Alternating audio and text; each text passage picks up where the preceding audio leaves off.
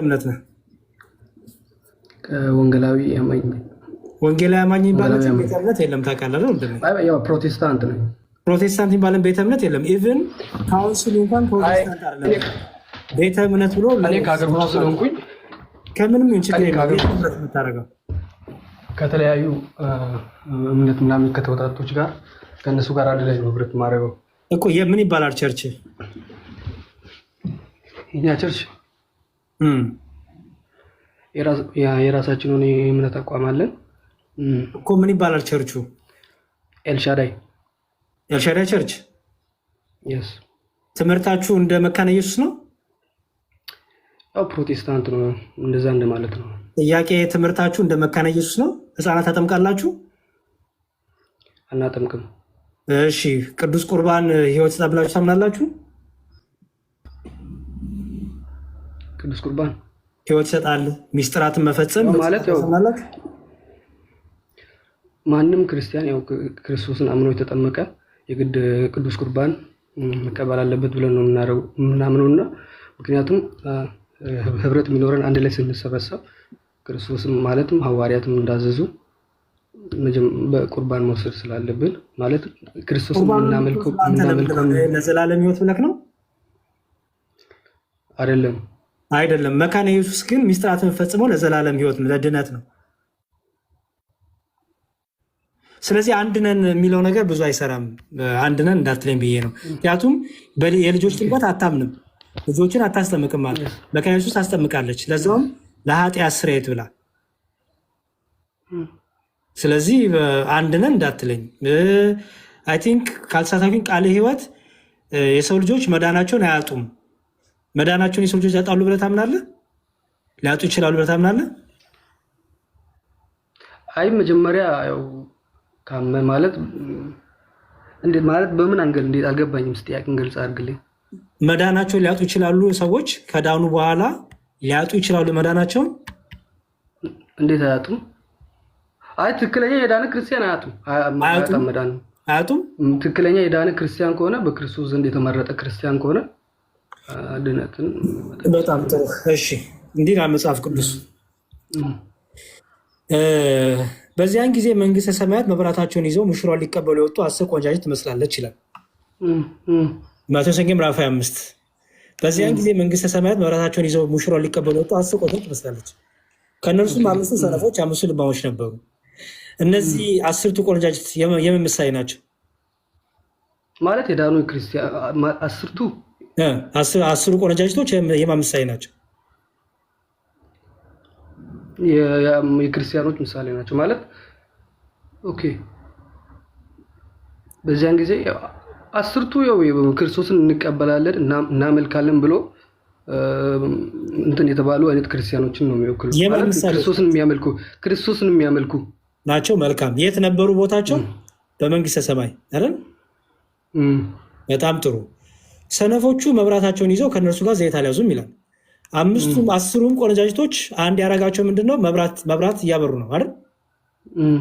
ኦኬ። ይሄ እንግዲህ ምሳሌ ነው። መብራት ምሳሌ ነው።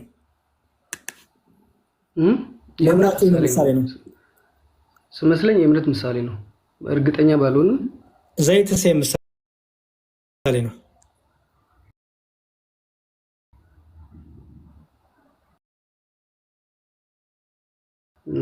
ይመስለኛል የጽናት ነው። የምንድነው ማለት ዘይት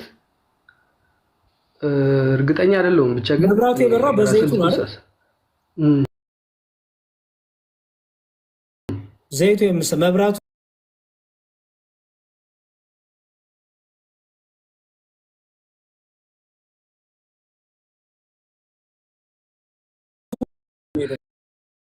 እያንዳንዱን ወንድሜ ምሳሌ ስለሆነ ወንድም አለም ምሳሌውን እየፈታ ነው የምንለው። ምክንያቱም ይኸውልህ ቆነጃጅቶች ትመስላለች። እንደዛ አይደለም ወንጌል እንደዛ አይደለም። ጥቅስ እኮ ወንጌል ሊሆን ይችላል። እያነበብን እኮ ነው ነው ላሳይ ነው። ጥቅስ እኮ አይደለም እንደዛ አይደለም። ወንድም አለም ጠየቀኝ መጠየቅ ያለብህ ስማኝ መጀመሪያ አይደለም። እሺ መጀመሪያ ስማኝ። መጀመሪያ ክፍል እንደዛ ወንጌል እንደዛ አይደለም የሚሰበከው። ለምሳሌ እያነበብን አይ ነው ስማኝ። ጥቅስ ሲጀመር እንትን አይደለም። ይሄ አሁን አንተ አውጥተህ ያን በሁሉ ክፍል ነው የሚወሰነው። ለምሳሌ አሁን በአንዳንድ ቦታው ለምሳሌ ሰይጣን እንደዚህ ይላል ያን ማቴዎስ እንደዚህ መሆን አለበት ላይ ነው ያለሁት ወንድሜ። ማቴዎስ ሁሉንም አንብብና ክፍሉን አንዴ ከቁጥር አንድ ጀምሮ ነው የማነብልህ። ከማልም አላመጣው በዚያን ጊዜ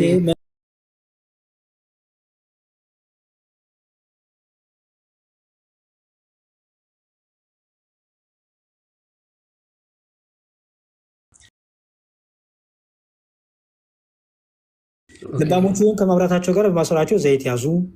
ሙሽራው በዘገየ ጊዜ ሁሉ እንቅልፍ አላቸውና ተኙ። እኩለ ሌሊትም ሲሆን እነሆ ሙሽራው ይመጣል፣ ተቀበሉት ዘንድ ውጡ የሚል ወከታ ሆነ። በዚያን ጊዜ እነዚያ ቆነጃጅት ሁሉ ተነሱና መብራታቸውን አዘጋጁ።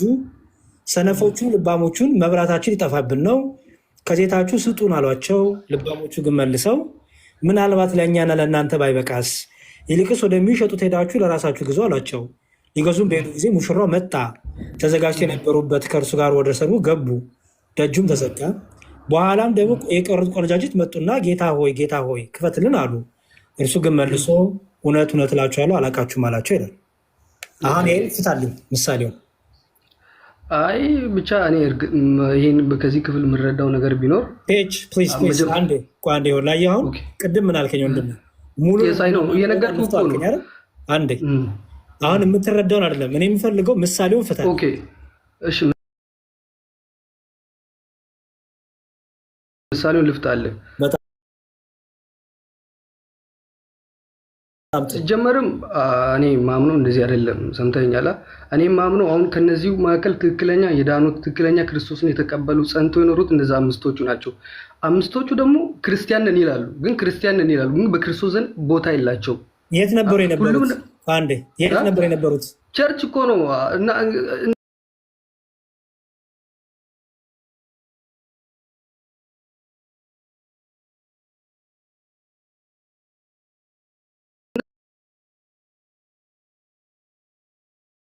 መንግስት ምንድን ናት ንገረኝ። ክርስቶስ የሚገባባት መንግስት ምን ትባላለች? እኔ ማመልከው ምን መሰለህ? ለምሳሌ በማመልክበት ቦታ ትክክለኛ መንፈስ ካለ ያ መንግስተ ሰማያት ብዬ ነው ማምነው። መንግስተ ሰማያት ግን ኧረ በእናትህ እየነገርኩህ እኮ ነው። እዚህ ምሳሌ ላይ ፍታልኝ። እዚሁ ላይ ሁን። በዚህ ምሳሌ እየነገርኩህ እኮ ነው። አሁን ለምሳሌ አንዴ ሙሽራው ክርስቶስ ሲመጣ ሙሽራው ክርስቶስ ነው አይደል?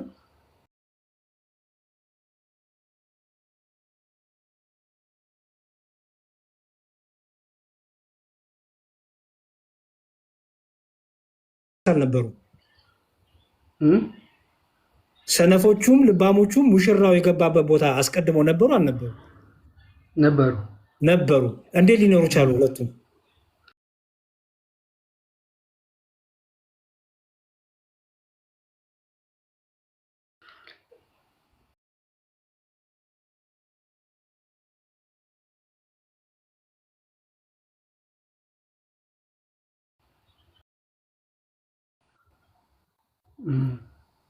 ሁለቱም ከነበሩ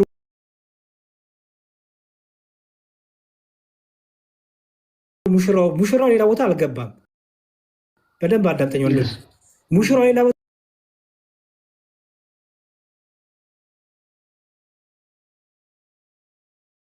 ቢገባ ኖሮ አዎ ትላለህ። አሁን ግን ሙሽራው የመጣው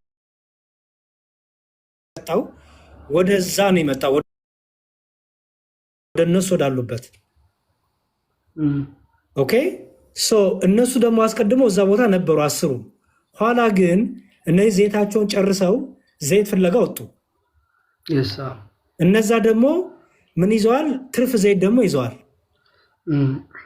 ስለዚህ ሙሽራው ሲመጣ አበሩ ማለት ነው። እነዚህ ከየት ነው የወጡት? መጀመሪያ የነበሩበት ቦታ ሙሽራው የገባበት ቦታ ነው አይደል? እነዚህ ሰነፎች የወጡት በምን ምክንያት ወጡ? ዘይታቸው አልቋል። ዘይት የተባለው ምንድን ነው? መልስልኝ። መብራት የተባለው ምንድን ነው? ዘይት የተባለው ምንድን ነው? ያው ማለት መብራት እንትን ነው፣ እምነታቸውን ነው። ዘይት ዘይት ማለት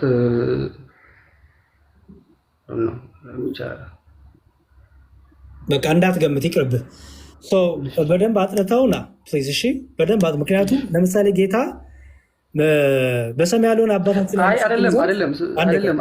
አይደለም ንገር። እሺ ይቅርታ አንዴ ላውራ እና ምን መሰለህ፣ አሁን ከዚህ ክፍል የተረዳሁት ነገር ቢኖር የተረዳውን አልኩ የፈለኩት ነው። ፕሊዝ አይደለም እንደዚህማ እንዳናረግ ፕሊዝ። እንዴ የምሳሌውን ሳትፈታው እርግጠኛ ሳትሆን የተረዳው ትለኛል። እየሰማሁህ ነው።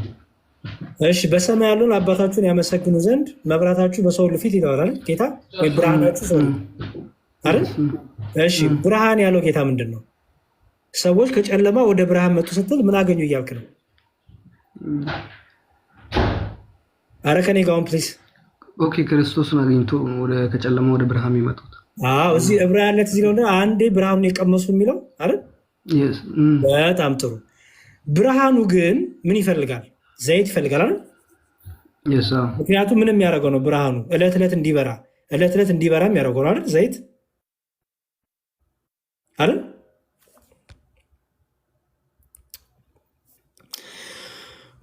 ዛሬ ኦኬ አይበቃንም? ይበቃናል። ኦ ማይ ጋድ ዛሬ ይበቃናል ወንድሞቼ። ደከመኝ፣ እኔም በጣም ደከመኝ። አሁን ኦርቶዶክሲያን ብቻ ነው የማስገባው። ኦርቶዶክሲያን ገብታችሁ እስካሁን ምን ተማራችሁ የሚለውን ብቻ ነው የምትነግሩኝ። አሁን ፕሮቴስታንት አልቀበልም። በቃ ጨርሻለሁ። በጣም ደከመኝ እና ፕሮቴስታንት ነው። ፕሮቴስታንቶች ይበቃኛል። በቃ አሁን እግዚአብሔር ይስጥልኝ ስለመጣችሁ። አሁን የምፈልገው ኦርቶዶክሲያንን ብቻ ነው። ኦርቶዶክሲያንን እያስገባው ምን ተማርን እስካሁን ምን አወቅን የሚለውን ብቻ አንዳንድ ደቂቃ እየሰጧቸው አስወርዳቸዋለሁ። እሺ አንዳንድ ደቂቃ እየሰጠው አስወርዳቸዋለሁ። አንዳንድ ደቂቃ ብቻ እየሰጠው አስወርዳቸዋለሁ ኦርቶዶክሲያን። እሺ ፕሮቴስታንቶች አሁን አልቀበልም። በቃ ጨርሻለሁ። ኦኬ ከፕሮቴስታንት ጋር ጨርሻለሁ። ደከመኝ። አንድ ሁለተኛ መብላት አለብኝ ምግብ። ስለዚህ ይበቃኛል። እሺ አንዳንድ ደቂቃ ነው የምሰጣችሁ። እሺ ፕሊዝ በቃ አንዳንድ ደቂቃ ሀሳባችሁ ሰጣችሁ ትወርዳላችሁ። እሺ ብርሃኑ ሰላም ብያለሁ። ይመስገን። እንዴት ነህ? እግዚአብሔር ይመስገን። ደህና። ሀሳብ አለሁ እንደኔ ምንድን ነው ያለኝ ሀሳብ?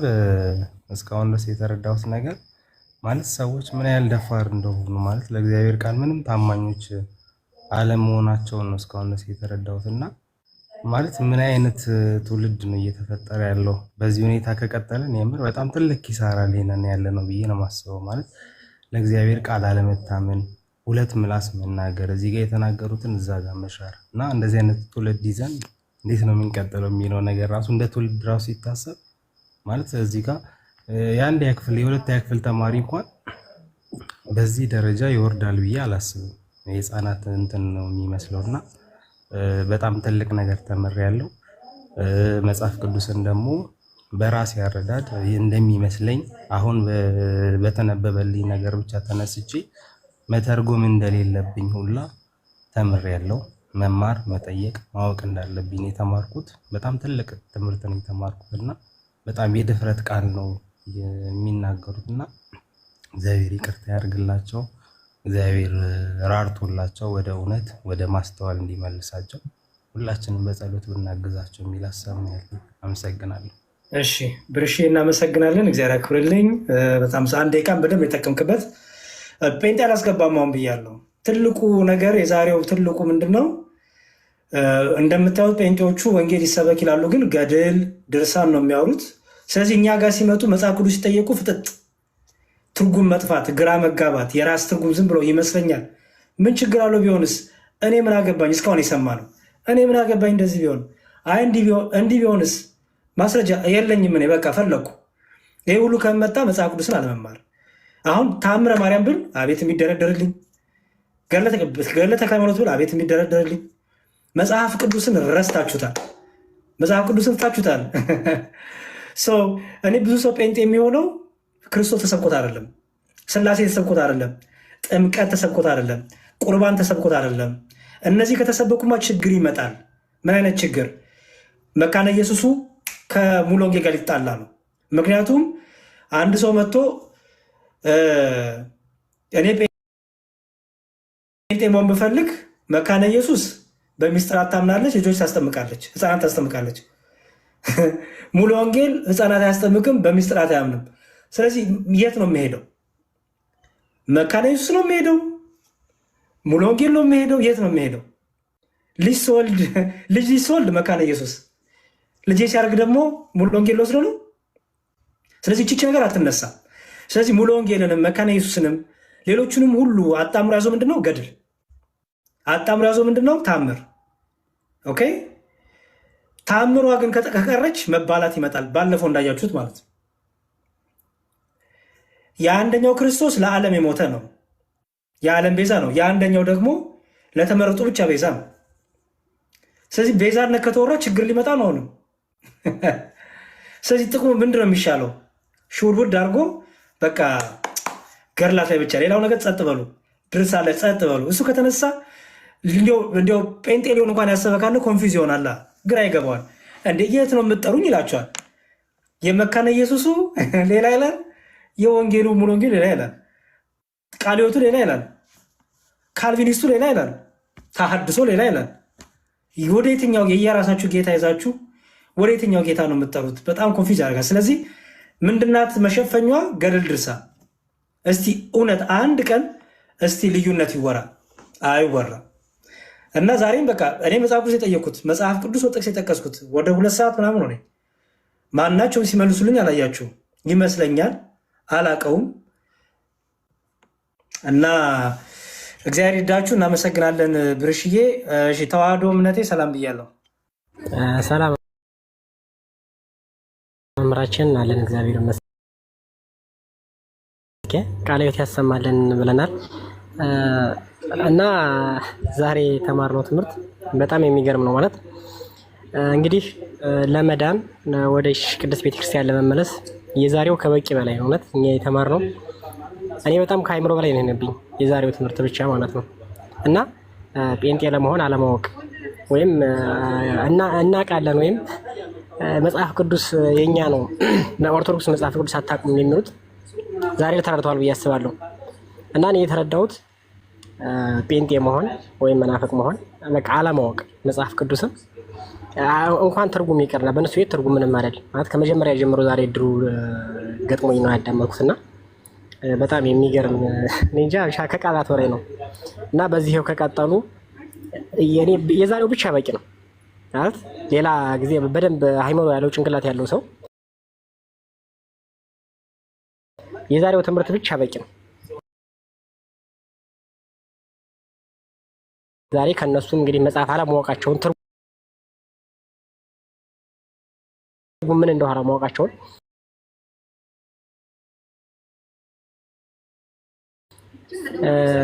ይሄ ብቻ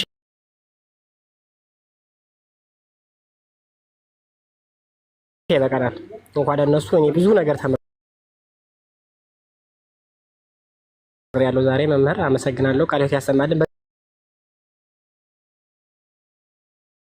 በዚሁ ይቀጥል ብዬ ነው እንትን የምለው። እግዚአብሔር ይስጥልን። ሁለት ቃላት የለኝም ለመግለጽ። እሺ እግዚአብሔር ያክብርልኝ ወንድሜ፣ እናመሰግናለን። እሺ እኔ መምህር አይደለሁም፣ ያው መምህር አይደለሁም፣ እኔ አስተማሪ አይደለሁም። እኔ ተማሪ ነኝ፣ ዲያቆን ነኝ። በእርግጥ ግን መምህር አይደለሁም። በተረፈ አይ ቲንክ ይበቃናል። በጣም ድካም ውስጥም ስላለው በቂ ነው። ምን ተማርን ምን ተረዳን የሚለውን ጥቂት ነገር አይተናል። እግዚአብሔር መሐሪ ነው። እግዚአብሔር ቸር ነው። እግዚአብሔር በቅዱሳኑ በኩል ጸሎታችን ይሰማል። ስለ እናቱ ስለ ድንግል ማርያም ጸሎታችን ይሰማል።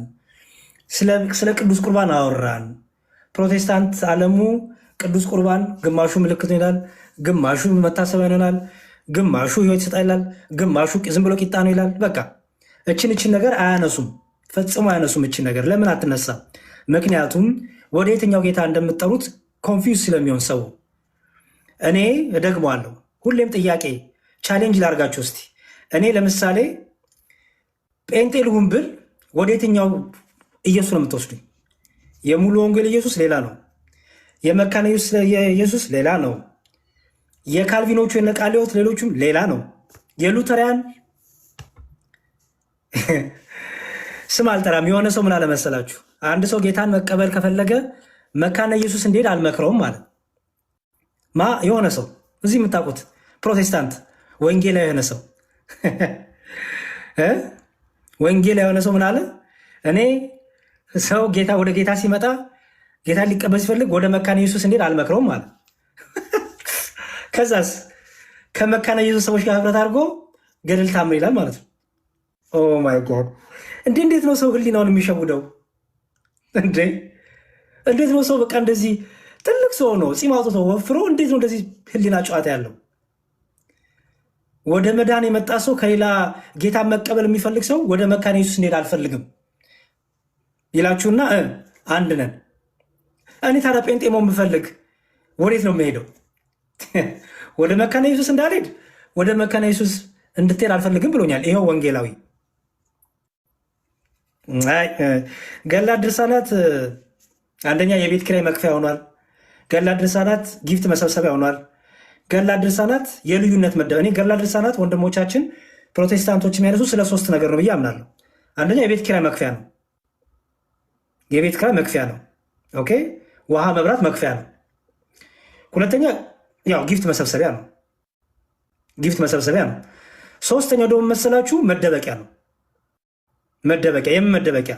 የቅዱስ ቁርባን ትምህርት መደበቂያ፣ የስላሴ ትምህርት የተለያየ ግን ያልተለያየ የሚባል የስላሴ 3 ፈቃድ መደበቂያ፣ ራፕቸር ተብሎ የሚመላለስ ጌታ 2-3 የሚመላለስ ጌታ መደበቂያ፣ ጥምቀት አያድንም፣ ጥምቀት ዝም ብሎ ውሃ ነው መንቦራጨቅ ነው የሚለው ትምህርት መደበቂያ፣ ክርስቶስ ለተመረጡ ብቻ ነው የሞተው፣ ክርስቶስ ለዓለም ሁሉ አልሞተም፣ ለተመረጡ ብቻ ነው የሞተው የሚል የካልቪን ትምህርት መደበቂያ፣ አንዴ ከዳንክ መዳንን አታጣውም የሚል ትምህርት መደበቂያ፣ ኃጢአትን ብትሰራ ብትዘሙት ምን ብትል መዳን አታጣውም የሚል መደበቂያ። ገድላትን የሚጠቀሙት ለዚህ ነው፣ ሌላ ምንም አይደለም።